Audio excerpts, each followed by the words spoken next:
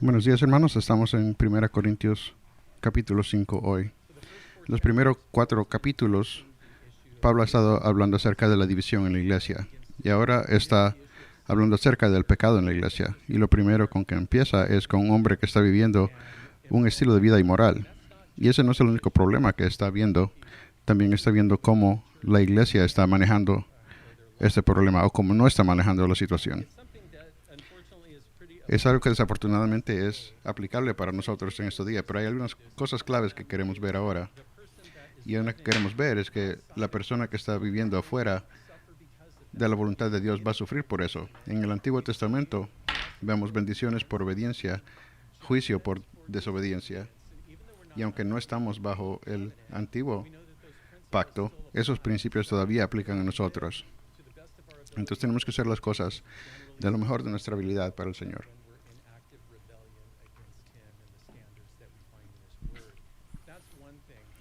Otra cosa que mencionar es que nuestro pecado puede afectar a otras personas.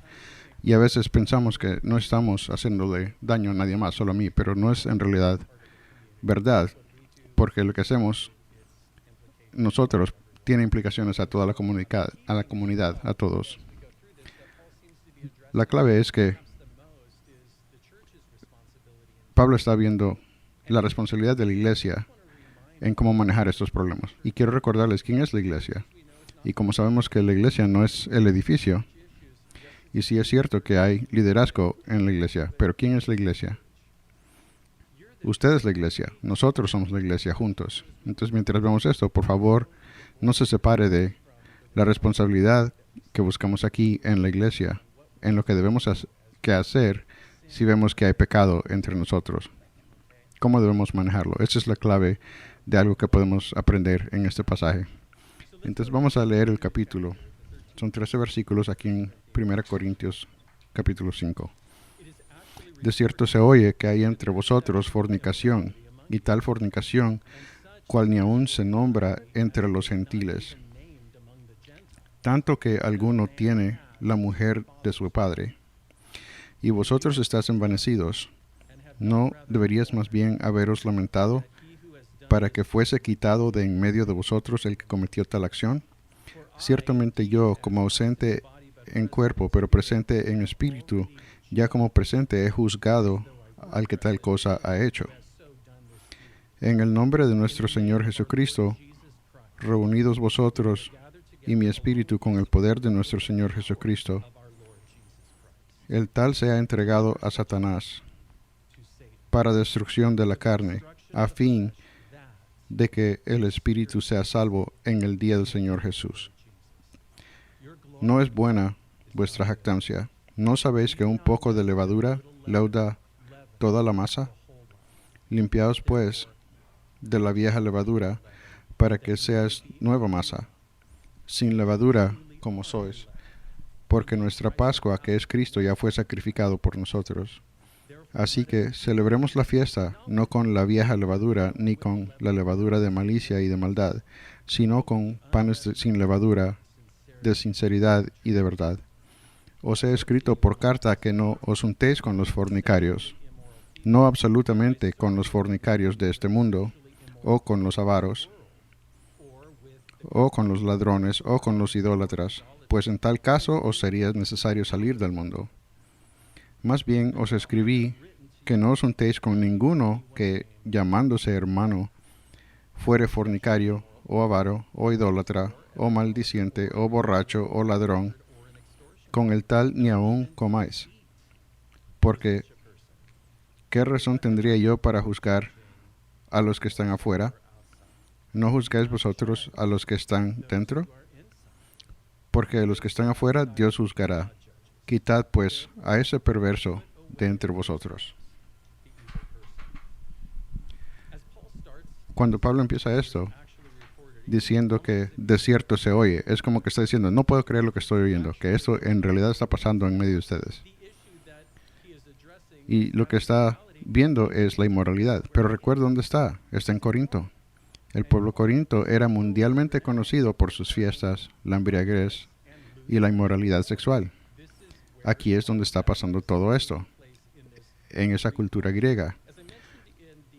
Como mencioné en la introducción del libro, 15,000 pies sobre la ciudad misma y al sur se encuentra el Acrocorinto, la Acrópolis en la que se encontraba el infame templo de Afrodita o Venus.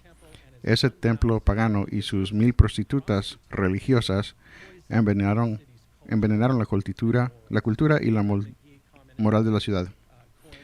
El pastor J. Vernon McGee comentó que probablemente la ciudad era más perversa ese día, la Hollywood y Las Vegas del Imperio Romano.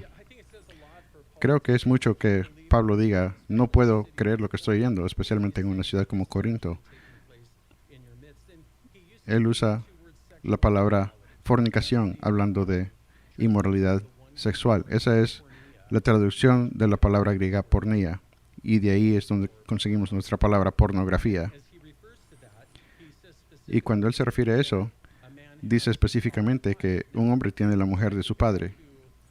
Cuando yo pienso de la mujer de mi padre, esa es mi mamá. Algunos comentaristas dicen que es más posible que se refiere a una madrastra.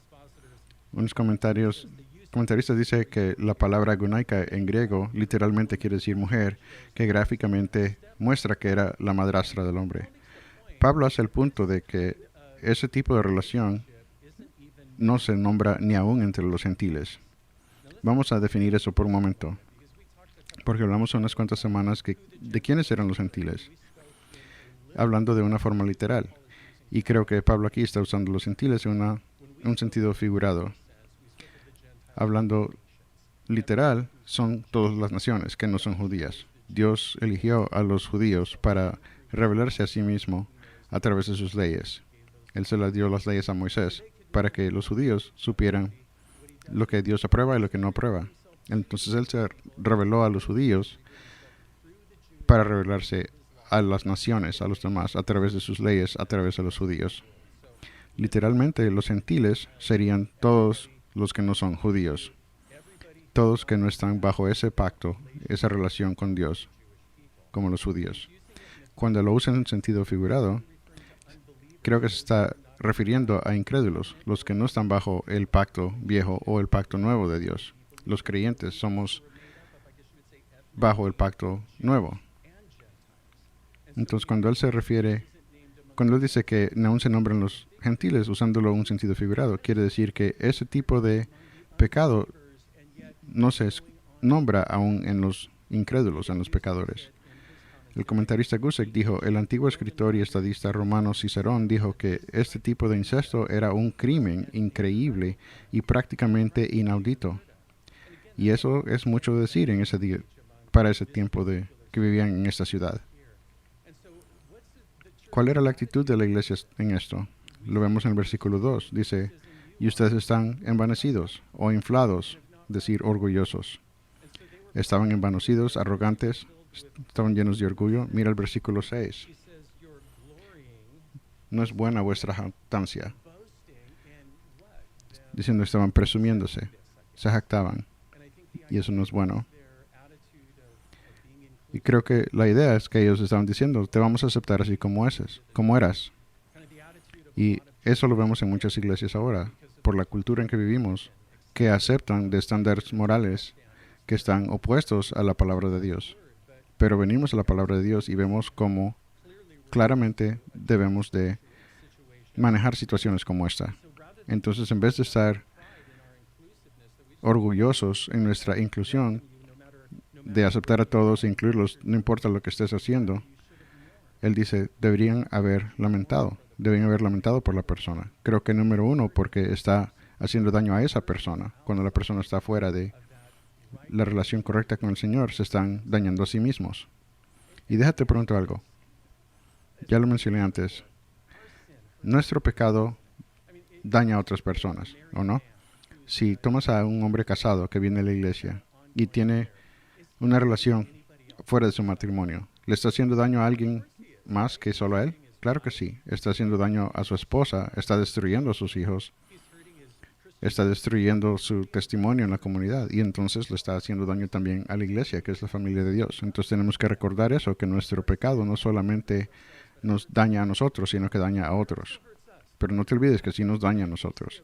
Y si vemos a un hermano o hermana que está viviendo en pecado, en vez de nosotros de decir que estar orgullosos de cuánto los amamos y cuánto los incluimos, tenemos que amarlos a ellos y avisarles que se van a caer de la montaña, se van a caer y se van a dañar a sí mismos y a todos los que andan con él.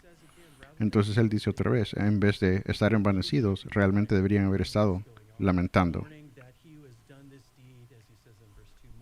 Como dice en el versículo 2, que están envanecidos, ¿no deberías más bien haberlos lamentado para que fuese quitado de en medio?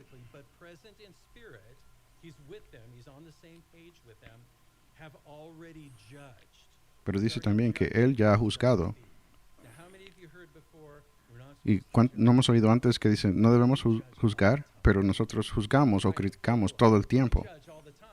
Vemos situaciones y decidimos.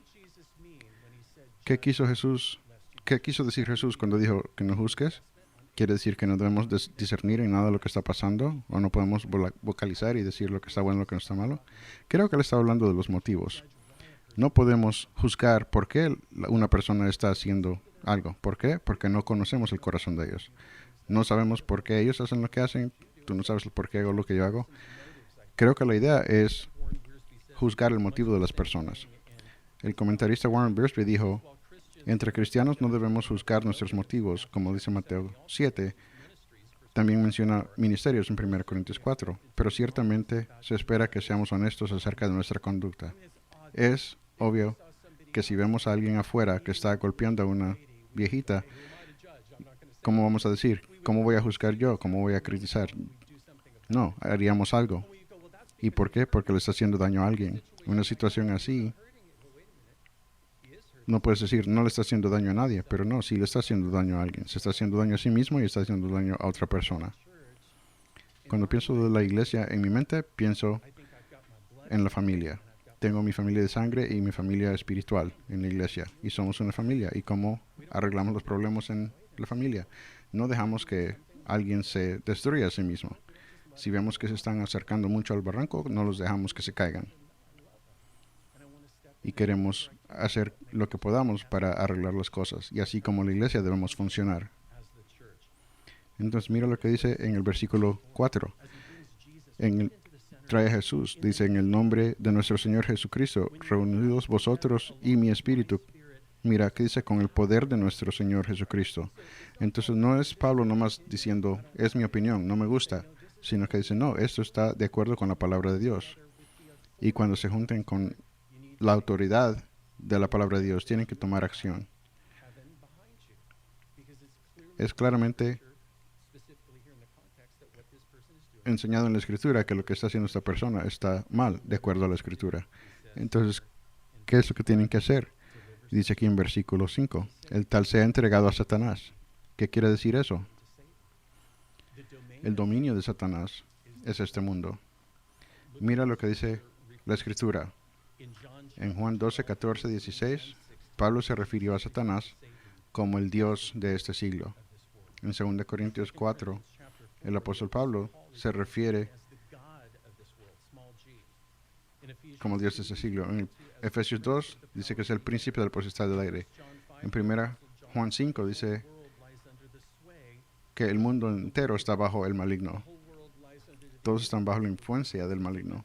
Entonces entregarlos a Satanás es entregarlos al dominio de Satanás, viviendo tras su carne, los apetitos de su carne. Y si no se va a arrepentir, tiene que ser sacado al dominio de Satanás para que aprenda. Y eso es la clave que vamos a ver que tiene que aprender de no continuar en esa situación. Dicho planamente, es sacarlos de la iglesia, para que nadie malentienda. Es sacarlos del compañerismo. Pero es un punto y es lo que tenemos que ver. No tenemos que perder eso. Mira otra vez el versículo 2, que dice, y vosotros tiene que ser quitado entre nosotros. Y en el versículo 5, debe ser entregado a Satanás. Versículo 7, hay que limpiar de la levadura vieja. Versículo 11, no hay que juntarse. Versículo 11, ni aún comas con él. Y en el versículo 13, quitad a ese perverso de entre nosotros. No es como un club que dice, si estás pecando no puedes ser parte de nuestro grupo. Es que esa persona se está dañando a sí mismo. Es como el amor duro. Muchos de ustedes son padres, o muchos son abuelos, y saben lo que quiere decir con el amor duro. Y si le sigues permitiendo a un niño que siga haciendo lo que está malo, tú sabes que lo va a destruir. Pero si dejas de ayudarle, si les dices, por ejemplo, si les doy dinero, van a comprar drogas o alcohol. Pero si no les doy dinero, van a estar en la calle. Entonces, ¿qué? Es difícil. Pero a veces ir por esa dirección va a causar que esa persona recapacite y regrese. Es como el hijo pródigo, que hasta que llegó a estar ahí con los cerdos fue que recapacitó. Y creo que a veces se nos olvida que también lo tenemos en el cuerpo de Cristo. Donde dos o más estén juntos en su nombre, ahí está Él. Estamos aquí juntos y estamos levantando nuestros corazones y adorándolo. Él está aquí entre nosotros. Y lo sentimos. Y sentimos esa felicidad y paz y el amor para Él. Y también tenemos el compañerismo entre nosotros, donde podemos orar por nosotros, nos podemos exhortar, tenemos nuestra familia otra vez. Entonces estar afuera de la familia es la idea, es que recapaciten y que regresen. De decir, extraño lo que tenía, ¿qué estoy haciendo destruyendo mi vida? Esa es la idea, que recapaciten. Siempre se trata de restauración. La misma razón que lo haríamos en nuestra propia familia. Toda disciplina en la iglesia debe ser llevarse a cabo en esta actitud de restauración, no de condenación. El punto es, otra vez, de restaurar, no de condenar. Mira lo que dice Gálatas capítulo 6, versículo 1 y 2. Hermanos, si alguno fuere sorprendido en alguna falta, vosotros que sois espirituales, restauradle con espíritu de mansedumbre, considerándote a ti mismo, no sea que tú también seas tentado. Sobrellevad los unos las cargas de los otros y cumplid así la ley de Cristo. ¿Recuerdas cuando mencioné de la iglesia? Que aunque hay liderazgo en la iglesia, esa no es la iglesia. La iglesia somos todos juntos. Mira esta exhortación que dice, hermanos, si alguno fuere sorprendido en alguna falta, vosotros que sois espirituales, esta persona ha sido llevada a esta vida así. ¿Pero qué dice? Vosotros que sois espirituales. Bueno, esperaríamos que los líderes serían espirituales. Y quiere decir madurez. Pero debería haber madurez en toda la iglesia.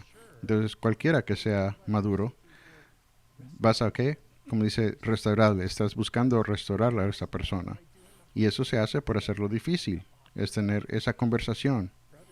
Hermano, hermana, que lo que estás haciendo te va a destruir y está dañando a los que están alrededor tuyo.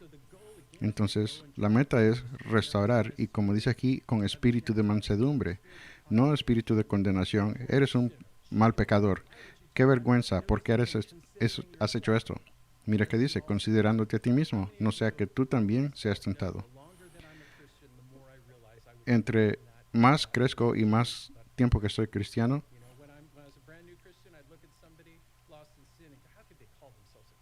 y decir, yo estoy en ese lugar. Cuando acababa de llegar a ser cristiano, yo pensaba, ¿por qué hacen eso estas personas? Pero entre más crezco, me doy cuenta que yo también soy un pecador.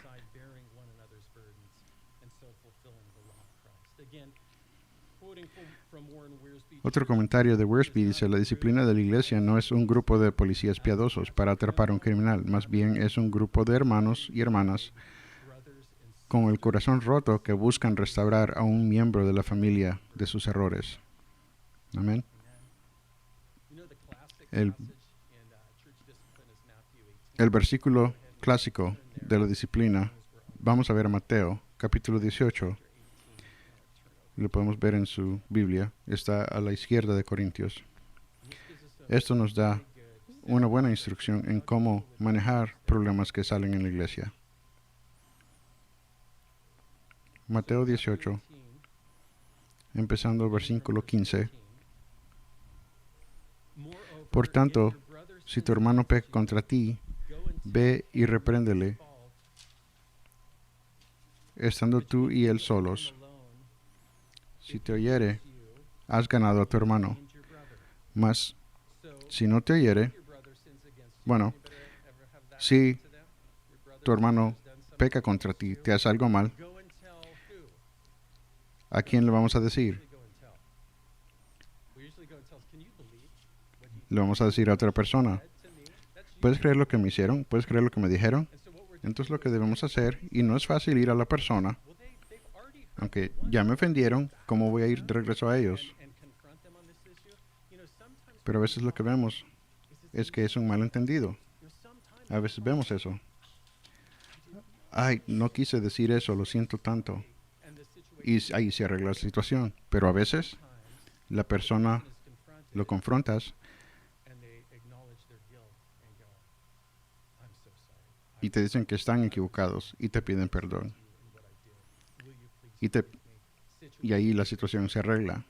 ¿Cuál es la meta aquí? Restaurar a un hermano. Que es arreglar la situación. Esa es la meta de la disciplina de la iglesia. Pero, versículo 16, si no te oyere, toma aún contigo a uno o dos, para que en boca de 2 o 3 testigos conste toda la palabra. Esta ha sido mi experiencia, que cuando una persona trata de arreglarlo y no funciona, y he tenido personas que han venido a mí y me dicen, tenemos este problema, y les digo, ok, juntemos con esa persona. Y nos reunimos con las dos personas, pero hay algo que de tener esa tercera persona ahí. Es como que cada persona dice, tengo que cuidar cómo actúo. Y muchas veces, mientras ellos escuchan lo que dice la otra persona, muchas veces lo arreglan. Y se dan cuenta. Y dicen, no fue mi intención, lo siento, no quise decir eso o hacer eso. Pero a lo menos la tercera persona puede ver y decir, no, tú estuviste equivocado, no debiste haber hecho eso. Pero otra vez, la meta es restauración.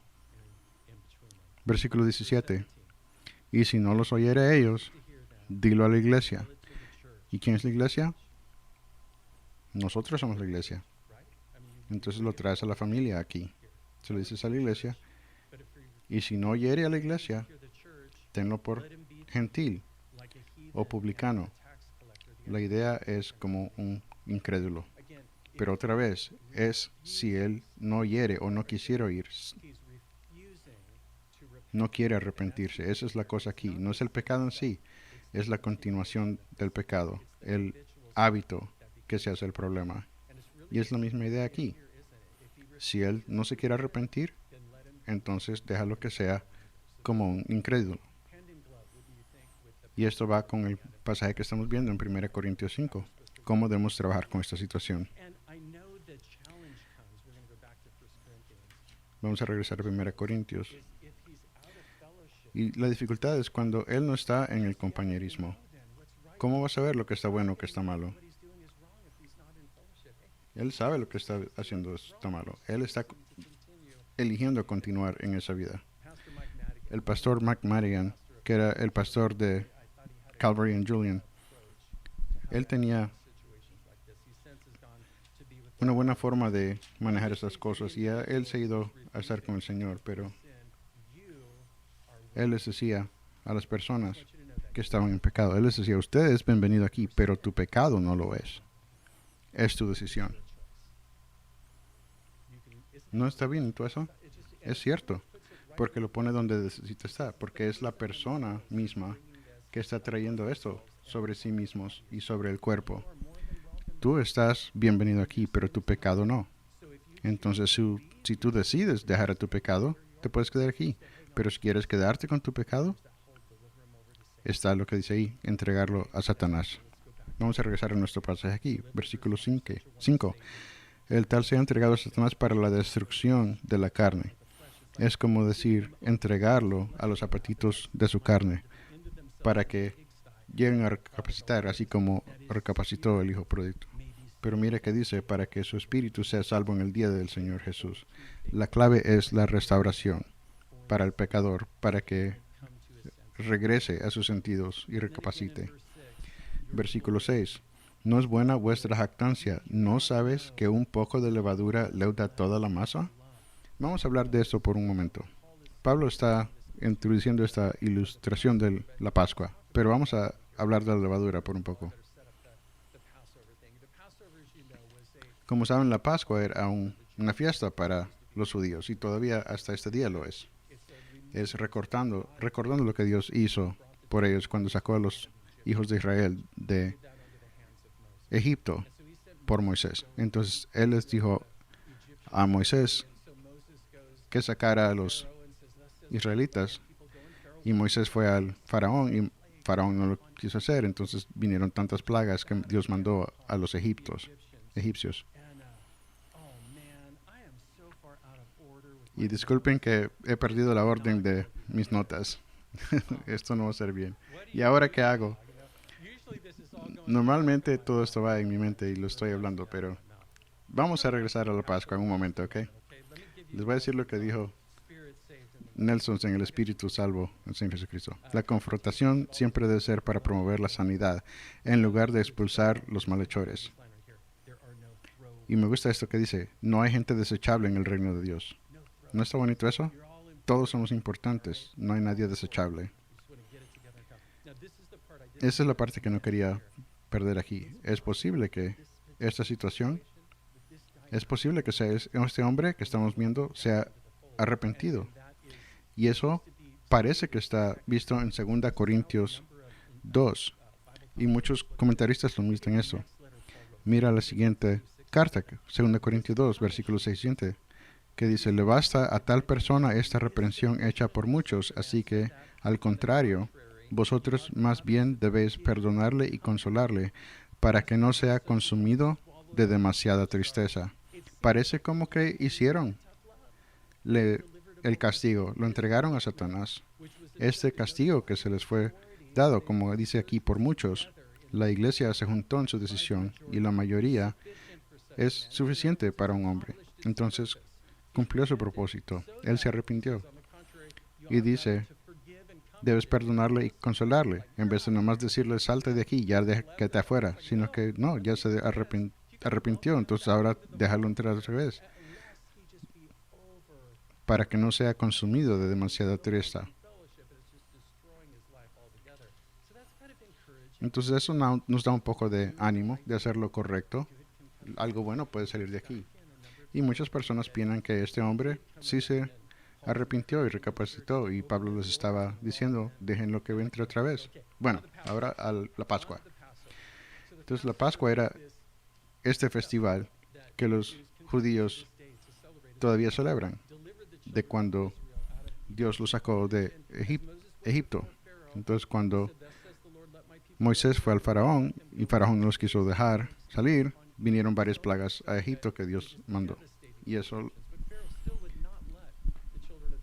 podía haber causado que faraón los dejara ir, pero no los quiso dejar. Y la última plaga fue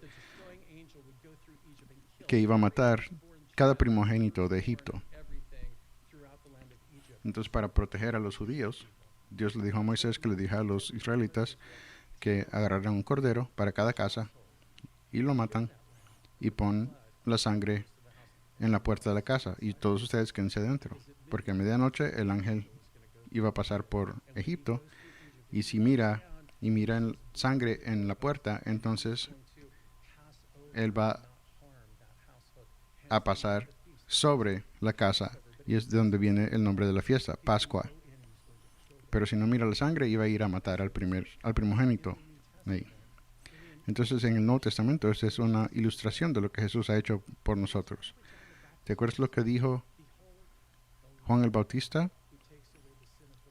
Y dijo que él era el Cordero de Dios que toma el pecado del mundo, quita el pecado del mundo.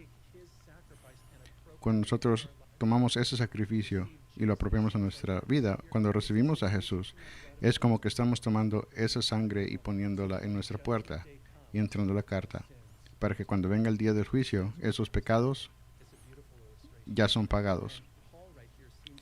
Y eso es lo que Pablo está ilustrando aquí con esta fiesta de la Pascua y aplicándolo a esa situación. Ese es un festival de un día. Y luego la fiesta de los panes sin levadura son 7 días. Y lo que hacían los judíos era que sacaban toda la levadura de su casa. Y la razón que lo hacían es porque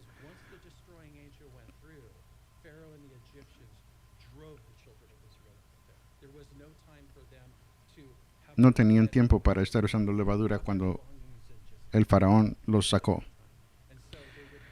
Entonces tuvieron este ritual donde sacaban toda la levadura de su casa por una semana. Y Pablo usa esa ilustración aquí como una imagen de la vida que debemos vivir.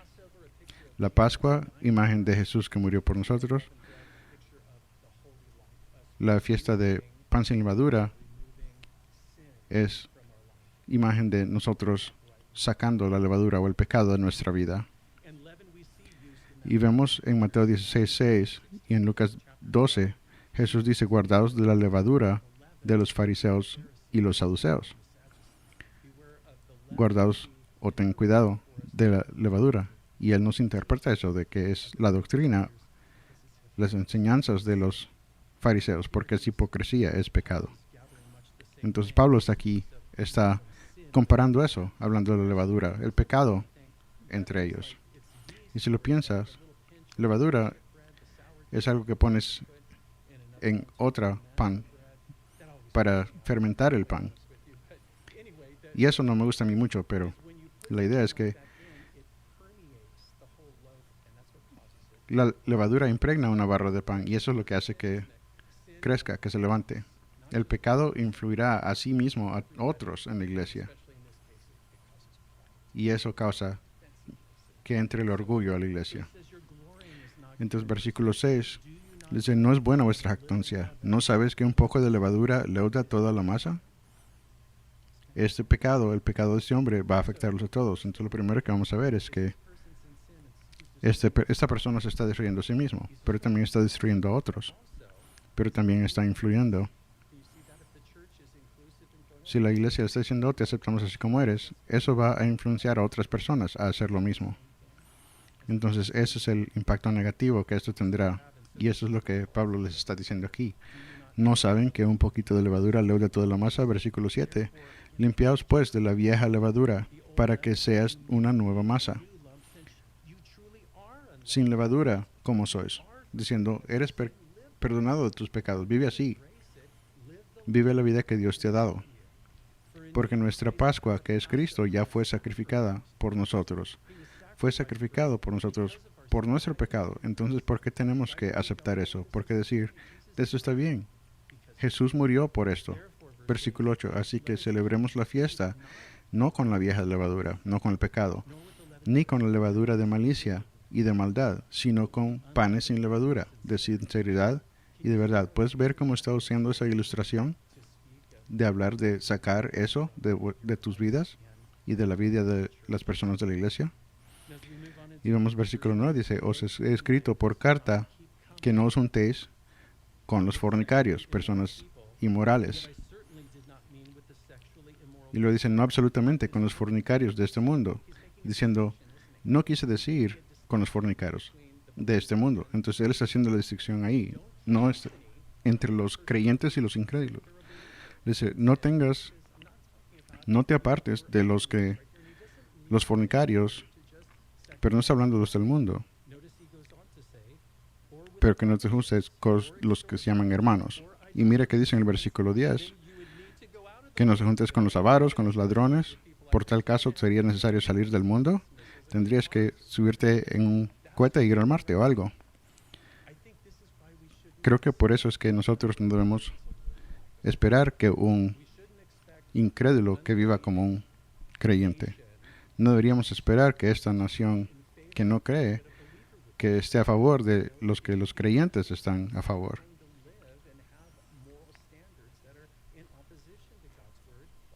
Los que no creen, los incrédulos, no tienen estándares iguales a lo que dice la palabra. Entonces, por eso nosotros debemos ir a compartir a Jesús con ellos, porque el cambio vendrá de adentro para afuera, en vez de solamente tratar a los síntomas. Debemos estar firmes, debemos votar, debemos ir tras los síntomas, pero tenemos que ir a la raíz, a la fundación, el corazón de las personas. Ellos necesitan a Jesús. Y cuando encuentren a Jesús, vamos a ver el cambio en ellos. Entonces dice, no hablando de las personas de este mundo. En la realidad, Él nos dice que tenemos que ser la sal de la tierra y la luz del mundo. Tenemos que estar en el mundo para tener un impacto en el mundo. En el mundo, pero no del mundo. Es como un barco en el océano, pero no un océano en el barco. Si el océano se mete el barco, tiene muchos problemas. Versículo 11. Más bien os escribí que no os juntéis con ninguno que, llamándose hermano, fuere fornicario. Otra vez, no está limitándolo él solo a esto, porque continúa y dice, o avaro, o idólatra, o maldiciente, o borracho, o ladrón. Entonces él está hablando de cualquier persona que está viviendo un estilo de vida pecaminoso. Y es obviamente que está equivocado. Entonces, tú has juzgado, hemos juzgado, porque hemos sido llamados también a juzgar lo bueno y lo malo, pero no los motivos de las personas. Entonces, no es solamente limitado a la inmoralidad, sino que incluye cualquier pecado que sea habitual. Su estilo de vida destructivo para esa misma persona y para los demás. Entonces, mire también el versículo 11 que dice, no solo de no cumplir, no mantener compañía, pero también no comer con ellos.